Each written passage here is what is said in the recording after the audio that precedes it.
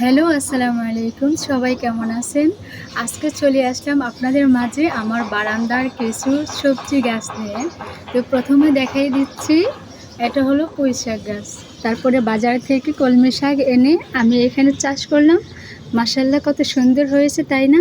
হ্যাঁ, তারপরে হচ্ছে এটা মনে হয় তরমুজ গাছ। আচ্ছা, ধরুক বা না ধরুক তারপরেও চাষ করছি, দেখি কতটুক হয়।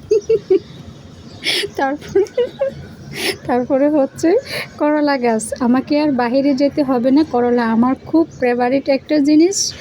তো সে কারণে আমি এখানে করলার বেচি চাষ করছি। তো দেখতেই পাচ্ছেন কত সুন্দরভাবে গাছটি উঠে গেছে।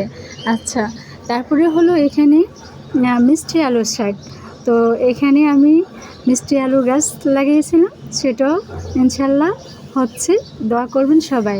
সেই সাথে দেখেন তো কত সুন্দরভাবে, যেটা আমি কখনো আশা করিনি, তো সেটাও হয়ে গেছে। এগুলো হচ্ছে পেয়ারা গাছ। এখন পেয়ারা গাছগুলো আমি কিভাবে কোথায় লাগাবো সেটা নিয়ে ভাবতেছি। আচ্ছা, তারপরে হচ্ছে এখানে বিলাতি ধনিয়া পাতা, এখানেও পানির উপরে আমি রাখছি, সেই সাথে এখানেও রাখছি। তাছাড়া এখানেও আমি আবার